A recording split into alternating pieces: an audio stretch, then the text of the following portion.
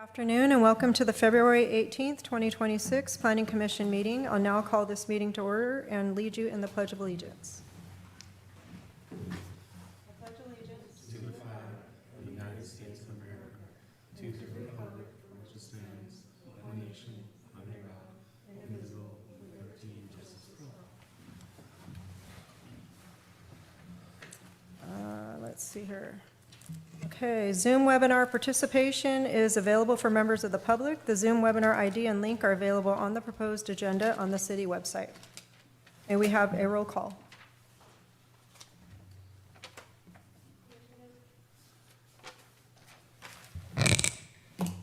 Commissioner Rocamora, Here.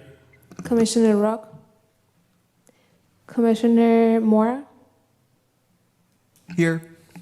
Commissioner Gutierrez, Here. Commissioner Mix, Commissioner Pruno, Here.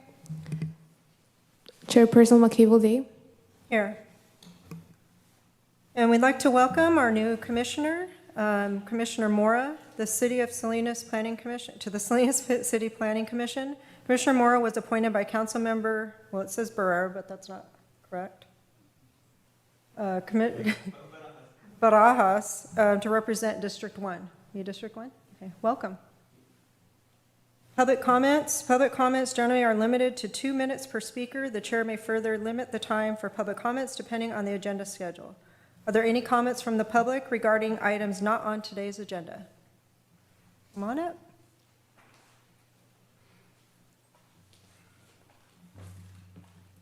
This Welcome. format's different than what I thought it would be. I thought the council members would be here, but that's okay. The reason why I'm here is because of rent control that was put in, and it's affecting my family's rental property. As far as I'm concerned, is socialism. So what I'm curious about is a letter, actually emails between Ray Herod Jr. and 3 of the council members that went nowhere. I have permission from Ray Herod to talk, so there's no issue there. This was dated May 9th, 2023. Dear sirs, hello, I was on the phone listening to most recent Housing and Land Use Committee. I guess you're not allowed to speak if you just phone in, so I could not address your committee during the meeting. I wanted to inquire as to how we can get a parcel of land on Abbott Street zoned mixed use into a high-density residential zoning so that we can build more apartments to help support our most recent mixed-use development that we have just completed on Abbott Street. The city is under their general plan update, and we would like to see if we can get the zoning changed during the update. The entire south side of Abbott is zoned mixed use, and we are seeing that there is not enough demand for commercial spaces until there are more residential units to help support any business that may locate there. It would be a good discussion to possibly rezone portions on both ends of the mixed-use area on Abbott to a high-density residential and just leave the middle area as mixed use. As we have learned from Tynan Village, common empty commercial units after 15 years, mixed use needs the proper location and residential support to be viable. The parcel we are asking about is on the very end of the mixed use zoning and has a median in the street which limits vehicles from accessing the parcel, which would doom any retail usage. Excuse me. Your time is up. Is there a question or? No, this is something comment. Okay. What I'm perturbed about is I've been in construction for 50 years, and I worked for quite a few different people in Salinas. 25, 30 years ago, all the construction in North Salinas heading out to Old Stage was stopped by Land Watch. So what have you guys been doing to get more residential? The only reason why we're having a problem with rental property is there's too many people and not enough units. So for 25, 30 years, this has been set on. And so I don't know who's to blame, but I'm going to find out because I've been speaking with Councilmember Andrew Sandoval, And he blames the rest of the board. And I have his permission to speak about our conversation. So one way or another, I'm just a little tiny electrician. I'm a flea. I'm a fun-loving electrician. But I'm pissed off because now it's affecting my family. And I'm not pointing at you guys, but you guys are supposed to be resolving these problems before it becomes what it is now. So that's why I'm here. Like I said, I've been coming to the council meetings, and I thought the format, council members would be here. Yeah, it's a little different here, but I would suggest putting in for, when you put it in writing to the email, right? There's an email they can submit to, or are you familiar with that email? No, I'm So not that you going to do have it it- that way. I go straight to people. I'm Well, not then doing it's the not on email. record, so I'm just suggesting a way you Well, I'm can going get to leave it you more guys on a copy record. for the record. If Okay. you can tell them, just a little. Thank you. Oh, you're welcome. I'm going to give one to the clerk, so that way this will be in the record. Thank you. Thank you. Okay, are there any public comments on Zoom?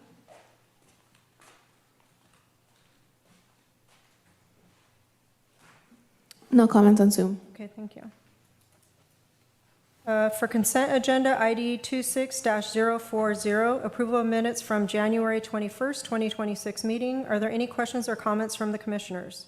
Commissioner Rockamora? No questions or comments? Commissioner Mora? No questions or comments. Commissioner Gutierrez? Questions or comment? Commissioner Purnell? Questions or comments? Is there a motion and a second? A motion that we approve the minutes? I'll second. Okay, with a motion from Commissioner Gutierrez and a second from Commissioner Rockamora, we'll have a roll call vote. Commissioner Rocamora, Yes. Commissioner Rock. Commissioner Rock is absent. Commissioner Mora, Yes. Commissioner Gutierrez, Yes. Commissioner Mix is absent. Commissioner Purnell, Yes. Chairperson McKaylee Day. Yes. Motion passes. All right, administrative reports, ID number 26-053, study session, CEQA 101. Sun Pham Gallardo, senior planner, will introduce and present this item. Yes, good afternoon, Planning Commissioner. My name is San Pham Gallardo, Senior Planner for the Current Planning Division. And today we're going to talk about CEQA 101. So I just wanted to take you through what was discussed in the previous study session. On December 3rd of last year, there was a zoning code update and required housing law changes that was presented by Amy Sinsheimer from PlaceWorks. And once again, the topic of discussion today is the CEQA 101, which stands for the California Environmental Quality Act. So just an overview of CEQA. CEQA requires government agencies to consider the environmental impacts before approving plans and policies or committing to a course of action on a project. This study session will focus on current planning's role in processing and reviewing development applications and how CEQA is applied to each project. A little bit about the history of CEQA. It was enacted in 1970, signed into law by Governor Reagan, and based on the Environmental Bill of Rights, and it's also modeled after the National Environmental Policy Act, NEPA, and the implementations at local agencies level by Friends of Mammoth versus the Board of Supervisors of Mono County. And the important CEQA amendments, these are the dates of certain CEQA amendments from 1972 to 2019. And the CEQA process and content and details are amended regularly by the legislature, the courts, and local jurisdictions. So what is the purpose of CEQA?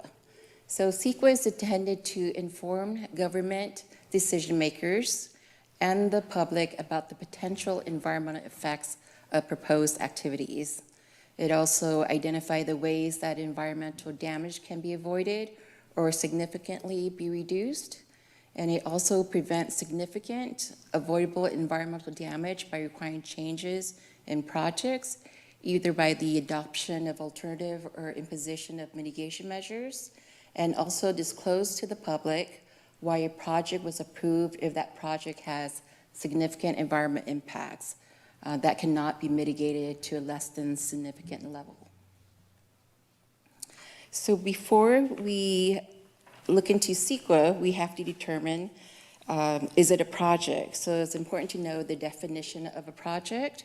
Under CEQA, an activity must qualify as a project before CEQA applies.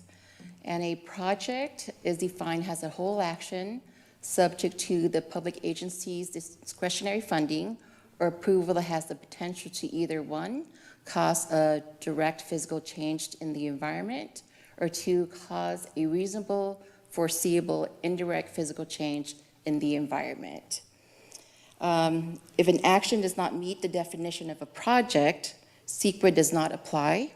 In summary, the public agency has a discretion over an action that could change the physical environment, then CEQA review is required. So we wanted to go here to discuss a little bit about a ministerial action versus a discretionary action. Ministerial action is defined as little judgment, use of fixed or objective standards, while a discretionary action requires exercise of judgment or deliberation and use of subjective standards. If an agency determines that a proposed activity is under CEQA, it will usually take 3 basic levels of environmental review. The first would be a statutory or category exemption. We determine which falls. There's 2 types of exemption, and I could go over that a little bit further in terms of the category exemptions in detail. Second action is if the project's not exempt, we prepare an initial study report to determine whether a project might result in a significant environmental effect, and also prepare a negative declaration or a mitigated declaration, negative declaration, or an environmental impact report, depending on the result of the initial study. So most projects in the city's jurisdictions are exempt under CEQA, and I'd like to walk you through the most common category exemptions. They are the Class 1, existing facilities, the Class 3, small structures, and the Class 32, which are the infill development projects. Here we're going to talk about the conditions that needs to meet in order to use the infill development projects, CEQA exemptions, Class 32. The project must be consistent with the applicable general plan designation and all applicable general plan policies, as well as with applicable zoning designations and regulations. 2, the proposed development occurs within city limits on a project site of no more than 5 acres and that are substantially surrounded by urban uses. The third is the project site has no value, has habitat for endangered, rare, or threatened species. The fourth is approval of the project would not result in any significant effects relating to traffic, noise, air quality, or water quality. And lastly, the site can adequately serve by all required utilities and public services.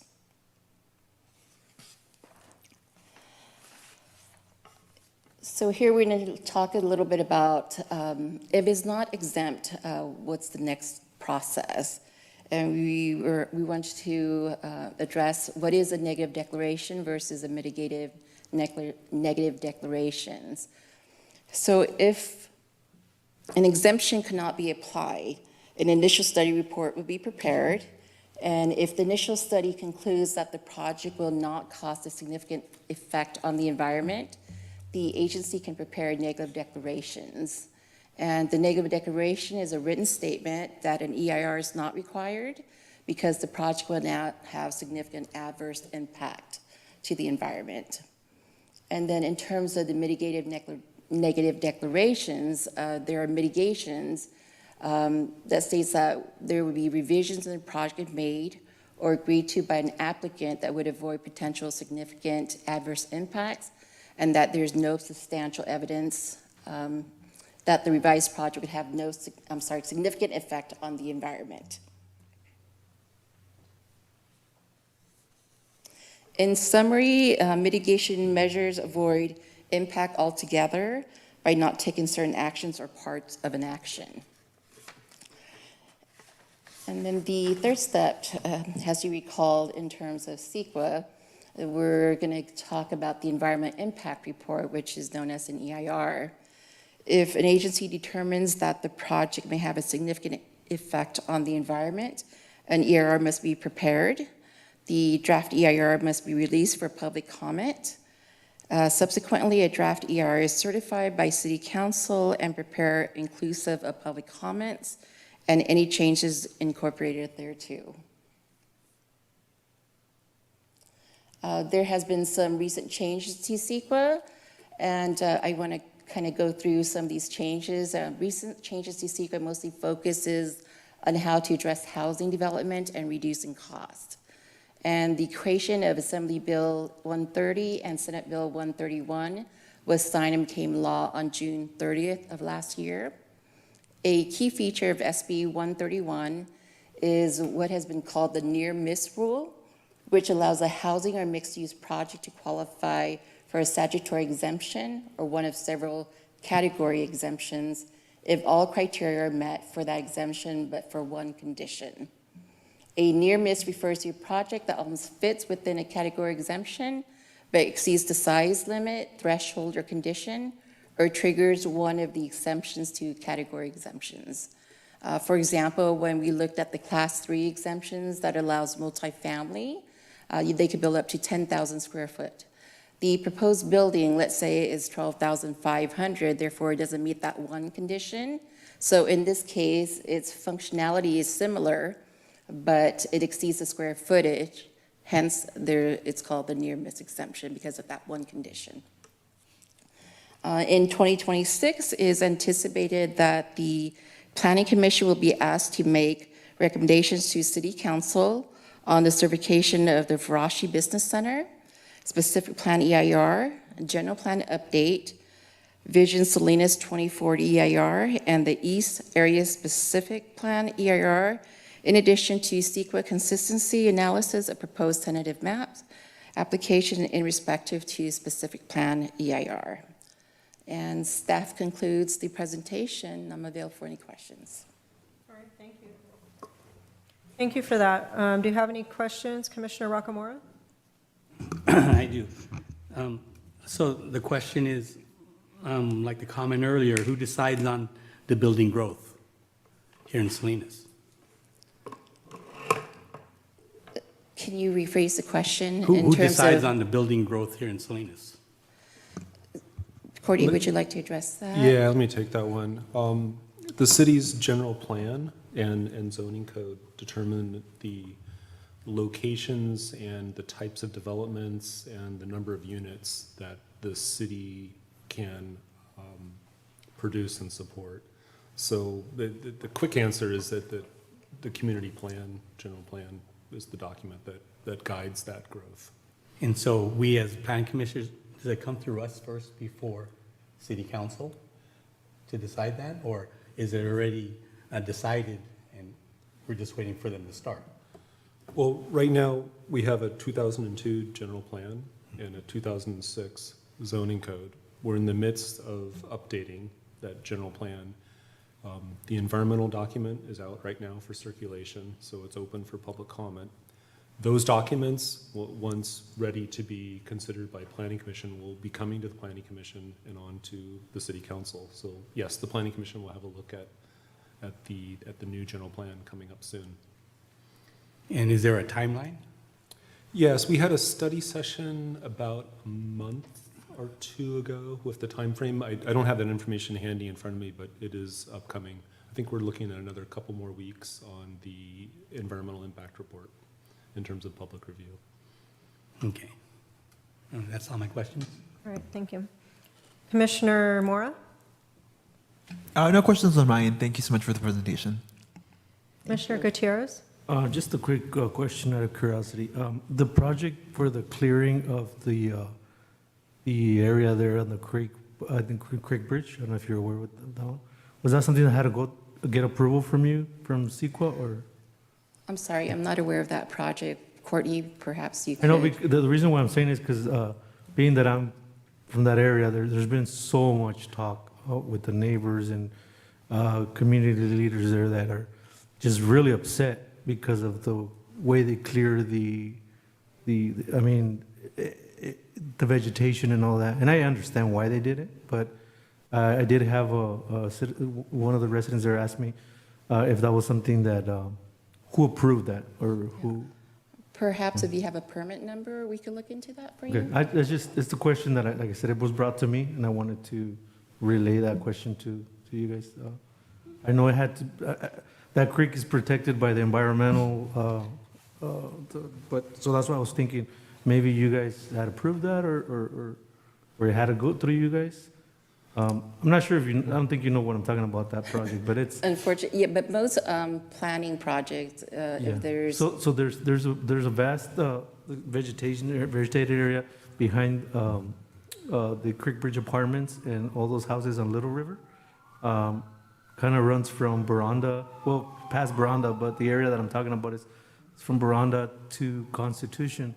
And they completely clear that up, and that's why there's so many neighbors. I mean, I'm saying this because every morning when I go to Starbucks in Creek Bridge, I get somebody asking me about that.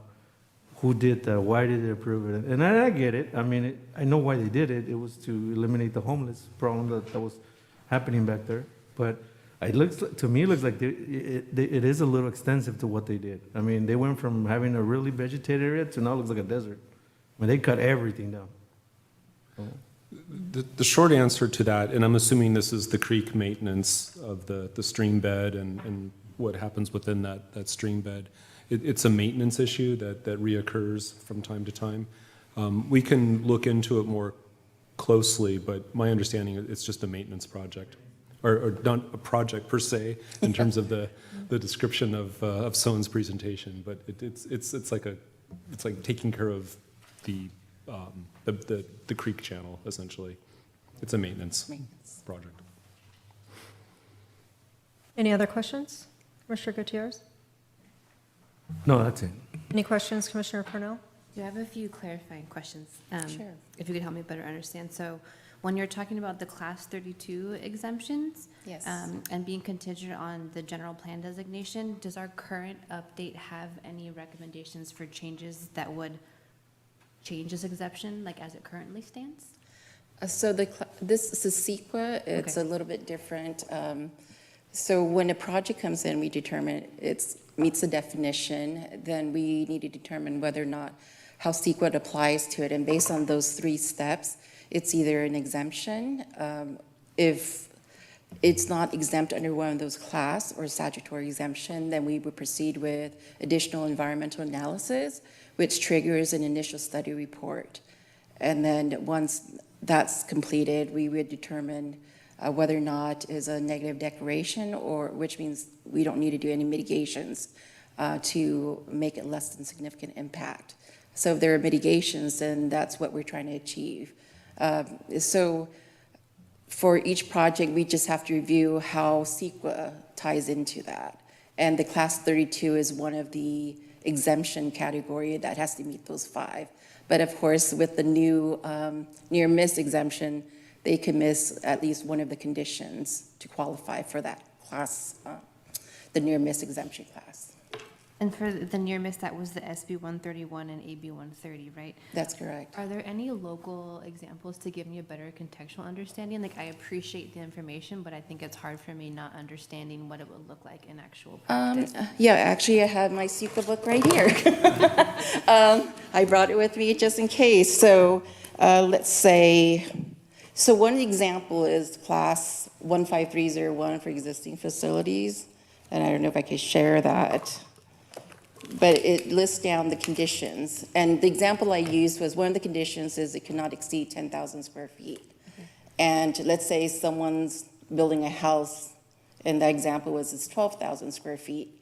Well, the old rule is it has to go under that. We can't use that exemption. But with the new near miss exemption, that condition, just the one, because it's near miss, we could still use it. Okay. But I would have to go through each conditions per class. Okay. And then just a last, again, follow-up for context. You had a slide that kind of had the bullets and the role of CEQA. And then on the, can you go back? Sure. I just wrote fourth bullet. It says the project can't be mitigated. My question was who and like what makes that determination? And then if you could give me, Is it this? it's the one that slide? had four, like 1, 2, 3, 4. That one. This one. Yeah. So, Yeah, sure. like who makes that determination? So the planner would do initial study, and there is an appendix that we go through, all the different categories in terms of traffic, air, noise, and I could share the appendix with you, it's in here. But with the initial study, we would go through each of those categories and answer the questions. And then, of course, depending on what the project is, we would have studies, reports that are submitted to us for review. And then we would make that determination whether or not it would cause significant impact. If it doesn't, then if we can mitigate it to make it less than significant impacts, then that's what we would do. So the planner would make that determination. And this might be a silly question, but when we talk about impact, are there like scientists involved in this? I imagine things like soil and water quality, Yes. not to discredit a planner, but that's not their Yes. educational background, right? You're, So, you're correctly, yes. We're not biologists or engineers, so or traffic engineers. So there's all these variables that we look at, and we would ask for a report based on, a certified biologist or someone that is specialized in those fields. and who pays for that? Most of the times it's the applicant. Oh, okay. Okay. Yes, Thank you. I appreciate your. sure, you're welcome. All right, and I have a couple questions. So this is, the guidelines, like you have your book, is that set by the state? Yes, So when we look at our, like Courtney had mentioned, our outdated, general plan, which we're updating, if we look at how much we've been trying to push forward as projects, how many are stopped? Like, what's the general percentage by CEQA, by these rules, or slowed down to where they're not? Like, how impeding is it on the process for us in reality? I mean, I know we have to check it, but how much does it really affect us? In what ways does it affect us? It's an interesting question, an interesting angle. In my 30-some years at this particular city, I've seen a couple projects change because of the need for CEQA. In other words, sometimes a developer, when presented with environmental challenges, will pivot and change the project. Mostly, from a developer standpoint, they are looking for predictable outcomes that have little to, or at least minimize the unknown. And sometimes CEQA can be a challenge for certain projects because of the length of time and the unknown in terms of what could happen in a public process. Going back, and I don't want to date myself too badly here, but where Home Depot and Kohl's at the Bronda Crossing, that was a super Walmart project at one time. Both of those buildings were one building, and there were some CEQA challenges that came up, and that project went away, and it became what it is today, probably due to the threat of the CEQA process, which was likely going to end up, perhaps, or most likely, into litigation. So CEQA is commonly, I'm talking about statewide, a tool used in some cases to challenge projects. So developers typically like to see predictable outcomes, meaning projects that are within these exemptions and negative declaration scenarios that Sohn mentioned. And the number 4 here on your screen, that is basically what an EIR is all about. Those projects that result in EIRs are some of the examples would be the travel center down on 101 with Loves. That was an EIR. What happens is that the economic benefits from the project outweigh the environmental concerns, and a statement of overriding consideration can be adopted. And that's a council action. It runs through Planning Commission, of course, as a recommendation. But there is a path forward, even if there's a significant effect on the environment. It's just the different levels. In our zoning code currently, much of our land use classifications involve an administrative process, and we've been speaking about this over the last several months. Site plan review is ministerial. It does not require environmental review, does not require public notice. It's a type of application processing that is fairly predictable in terms of outcome. If the development standards are satisfied and met, essentially the project must be approved. And that is typically the direction. You probably heard that from Jonathan when he was here talking about some of the housing element outcomes and the way that the new zoning code is going to be put together. But there are some projects that are going to still fall into this basket of EIRs and, you know, the unknown, so to speak, in terms of outcome. So it doesn't sound like it's been a huge, like, stopping point, but could you assume that maybe a lot of developers might even seek this out on their own before attempting to apply? Like, it doesn't go that far? Like, they kind of already know what they're expecting or what they're coming forward with? Or you just figure they Sure. evaluate it and say, no, this probably won't make sense because we're going to have to go against CEQA and kind of fight for it? It really depends on the developer and the project. We have a number of discussions with developers over the years on projects that don't get submitted, but, you know, we have some that go forward. It really depends on the developer and the project and what it means. Today, housing projects are much easier to process than what they were, you know, a few years ago because of the housing crisis and the Housing Crisis Act of 2019, for instance. So there's a big, you know, loosening of regulations for housing projects right now.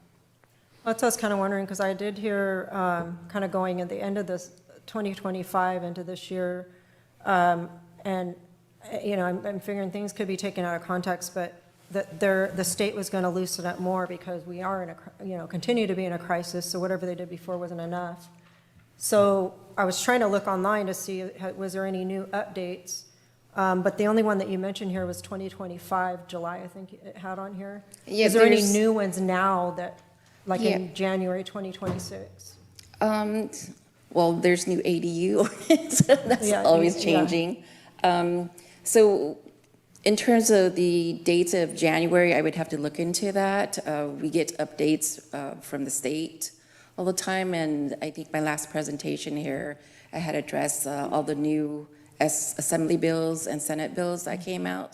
So if you like, I could share that later on with you with those new Senate bills and Assembly bills. So when they're released, how long does it take to implement? So if I had a project, I'm like, finally, my project will work, and I want to bring it forward to the city. And I see it's in let's just say it's January, or you're not updated yet, that wouldn't be practical, but I bring it and I say, well, actually it was updated in January. Would the staff then move that forward, or do you have to wait for a period of time to adapt it, or how does that work? It becomes effective at the state. That's when it becomes law.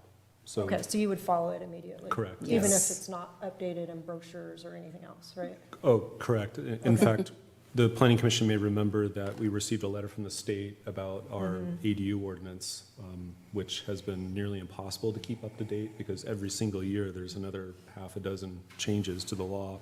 So our ordinance got out of date and we retracted that ordinance, and we're referring just directly to the state regulations right now in the meanwhile.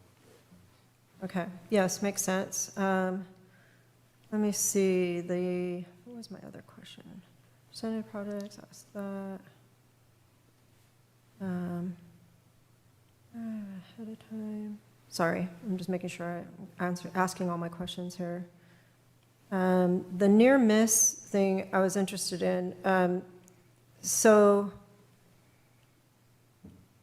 that decision's made by staff? Is that administrative? You have a near miss? Yes, this would be just the mere application of an exemption. So if there are 5 caveats to satisfying the requirements for that exemption, only 4 would be necessary. So yes, that's a staff decision. So when a developer has something and comes forward with it, and then, so would you guide them and say, like, will you have, like, what would that process look like? They come in and you're looking at it and you say, well, you've got 2 things that aren't gonna look too good. You know, are you Yeah. counseling them, or how does that work? Or you Yes. say, bring it back when you're ready? You know what I mean? Like, where do they find their help? Yeah, and that's part of the analysis that the planner would do when we have a project. We would look to the CEQA guidelines and see what class, if it's exempt, that we could use based on those conditions. So the near miss gives us an extra, it doesn't have to meet every single one, but they could miss one, so. Yeah, so if you see 2, you're gonna say, here's your 2 you're If not there's okay 2 with, out maybe of figure 5 something out? Yeah, if there's 2 out of 5, then they would not qualify for that. So Okay. we have to find an exemption that meets it, because there's quite a few. I just named maybe 10%, 5% of that. But there's a lot of exemptions that we can look through to see how the project applies to it. If it doesn't meet those exemptions, then that's when we go into the initial study phase. All right, thank you. Do we have any questions or comments from the public? Anybody on Zoom?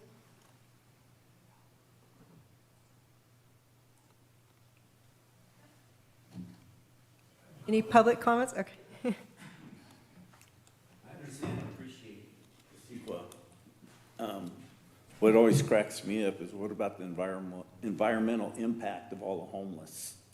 I actually worked in Fish and Game out by, off of 68, and I asked one of the wardens, I said, hey, what would you do if I'm hunting and you came up and see me using the creek as a toilet? And oh, you'd be in big trouble. I said, oh, okay, what about the homeless? They're doing the same thing.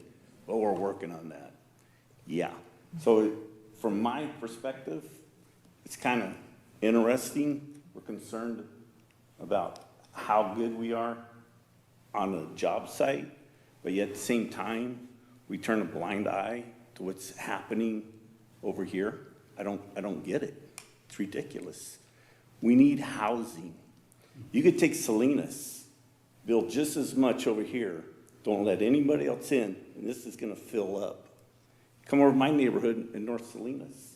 You can't park because people are living on top of each other. And you're, nothing personally, and you're worried about environmental impact? What about the environmental impact that's happening because of over housing? You know, our sewers are gonna go up 3 times. The sewers are being overtaxed because you have too many people in an area that the sewer system wasn't designed to handle that many people. The bureaucracy is causing chaos. Now we got rent control. Some people call it rental stabilization. It's not, it's rent control. I think the chaos is used to implement socialism. If you just look at it real simply, it is simple. Build, baby, build. Right, thank you. All right, thank you. All right, we will close public comment. Are there any additional questions or comments from the commissioners? Commissioner Rocamora. Yes, I do have. So I think I brought it up many times. The city of Salinas is the biggest city in the Monterey County area. What I want to know, what's the difference between, back in 99 and to now? Back in 99, they had, what was it, Falcon Meadows, River Cross, Herod, and Miramonte. They're building all over the place. What is the difference? Is it administration here that changed? Because what I see now, like in Marina, they're building. Soledad, they're building. Everywhere out of in Monterey County, they're building except Salinas. What is the difference between us and them?